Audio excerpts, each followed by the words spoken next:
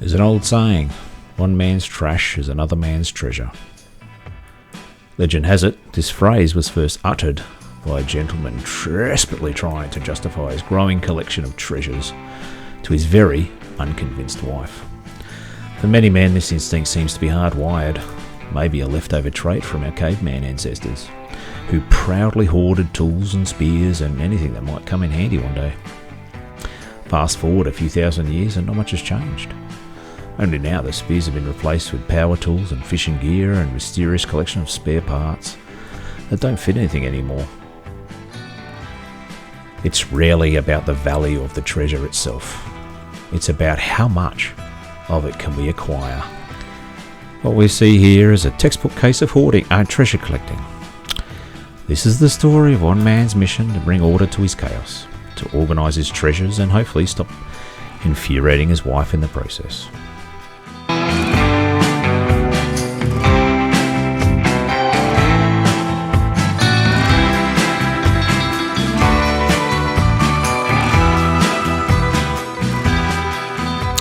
It appears the camera is overexposed.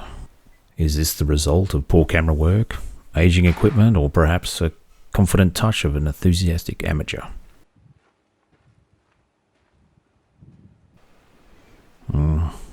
Maybe it's someone's first attempt at filmmaking, where artistic version meets the harsh reality of auto mode. Ah yes, it's the middle of summer.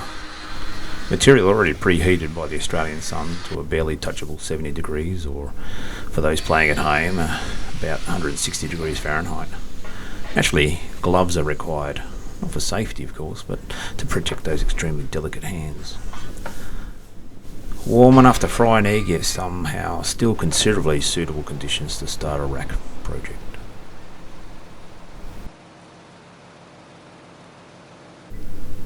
A Sharpie deployed with confidence, and templates are used to ensure consistency, even though oversized circles may introduce a touch of artistic interpretation.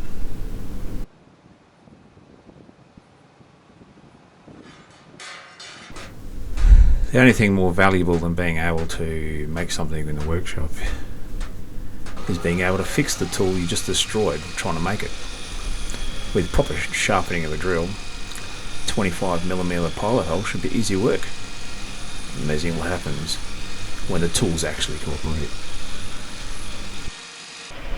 Our hero, undetermined by the blistering conditions, continues his noble quest to sort, stack and salvage decades worth of what can only be described as potentially useful stuff.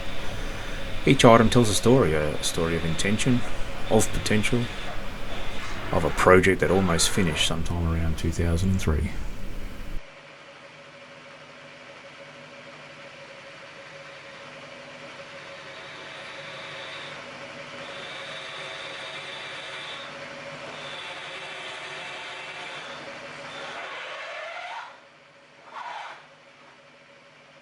A drill jig is made for the uprights.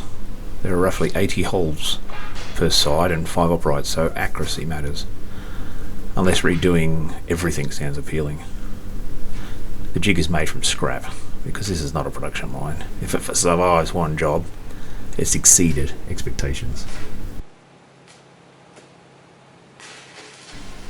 Now we observe the amateur welder confidently introducing inclusions and the occasional hint of ferocity, purely for character.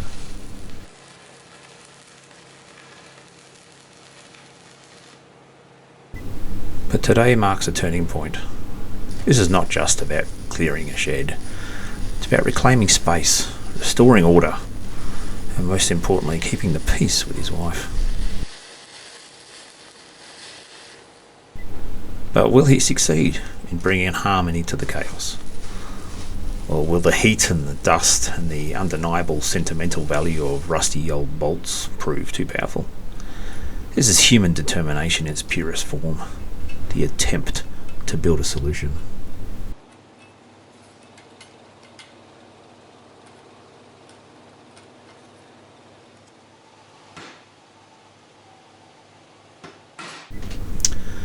The mill is set up quickly, efficiently, just in time for 4 solid hours of drilling and some drilling, all in 45-degree heat.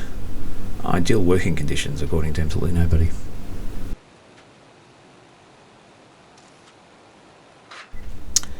Uprights are next, starting 400 from the bottom. Seems reasonable, so that's where we'll start. And a 12mm drill, 2 bolts and a few clamps, and suddenly it looks like this is always the plan.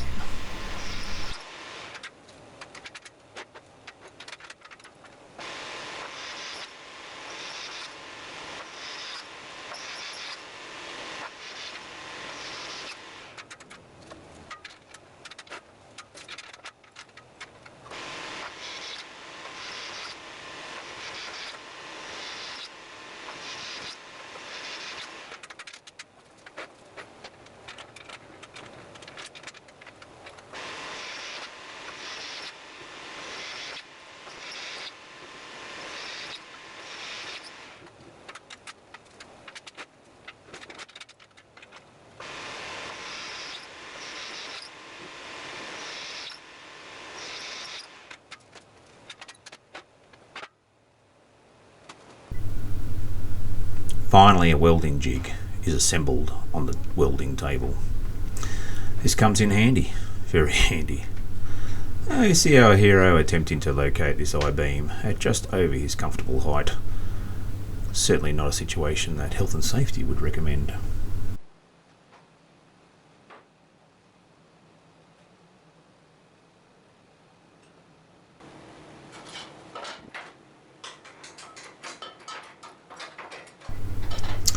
Not all projects in the old man's workshop begin with drawings or measurements. Some are painstakingly engineered over months or years of quiet contemplation. During this time, the mind journeys to distant and imaginary realms where plans are fully resolved, then immediately forgotten.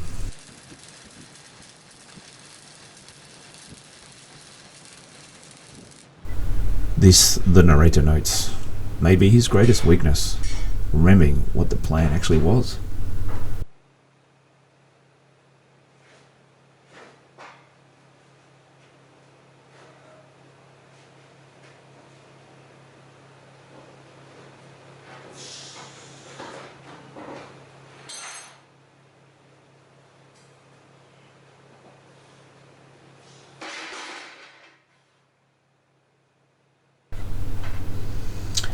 Here we go, more welding, maybe more porosity and inclusions. It's not like I'm standing on it.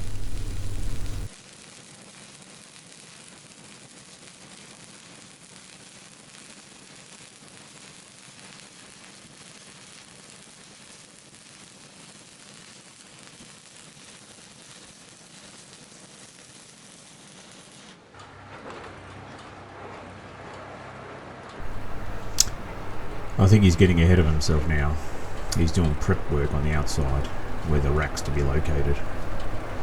How old is his equipment?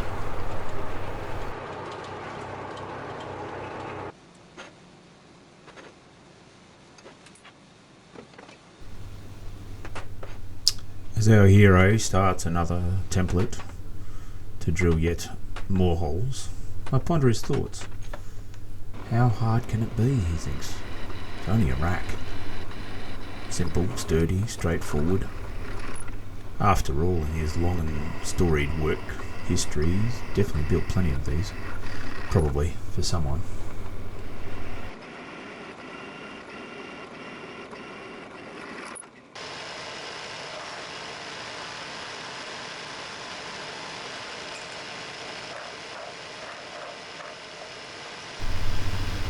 These brackets are for the cross ties for the frame.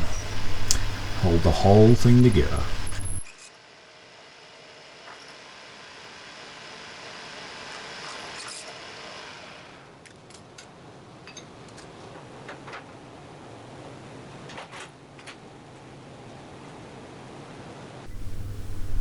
This entire steel rack is made from seconds materials, decommissioned equipment, offcuts and leftovers from past projects.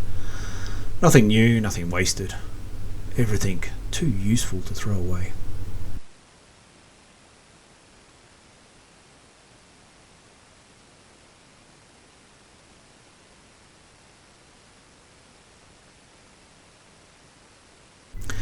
Our hero holds a firm belief that anything can be built from materials found and salvaged or acquired as a bargain on marketplace.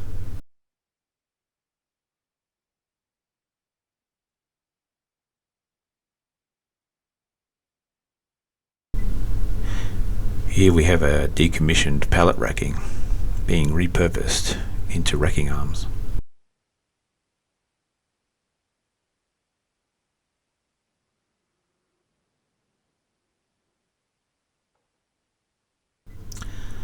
This project evolved mid-build, shifting from one idea to another depending on what turned up. The goal is always the same, a cheap build, but never a cheap result.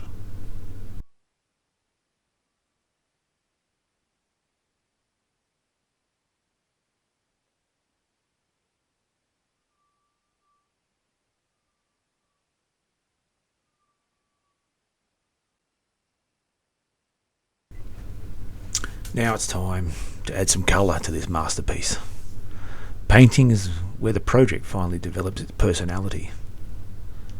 You can go for a sleek professional finish, or, like me, something that openly admits that you built it in your garage during a heatwave. Either way, make it your own. If you spent weeks building something, it deserves at least a hint of character at the end. I went black, safe, practical, utterly predictable.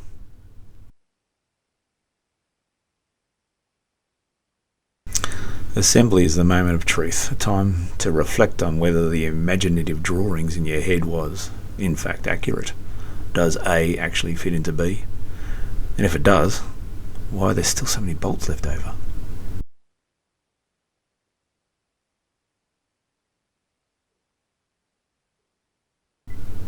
And if it doesn't fit, it's not the end of the world. It's just an opportunity to get creative with your problem-solving skills.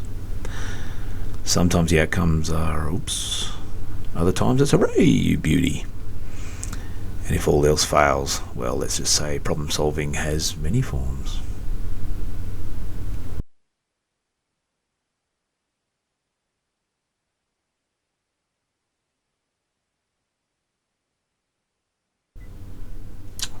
And there you have it, folks. Metal rack. It's not just functional, but it's also a testament to your patience and sense of humour. Remember, every project is a learning experience. So if things don't go as planned, just laugh it off and try again.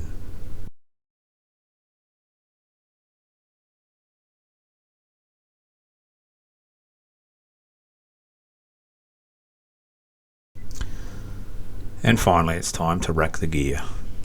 This is the true moment of truth. Will it hold? Will it collapse? Only time will tell. If it does collapse, at least there'll be a good story and possibly some valuable lessons about optimism. Each piece, each length, each oddly shaped bracket clearly serves a future purpose. Given a few extra lifetimes, he's confident every single one would find its moment. Unfortunately, time and his wife's patience remain in very limited supply. So the conclusion is simple. Rehome the treasure and use the treasure to build a solution. A self-sustaining cycle of clutter. Truly a marvel of efficiency. Because in the end, it's not about the destination, it's about the journey, and in this case, the rack. But thanks for watching. Like and subscribe for more old man wisdom.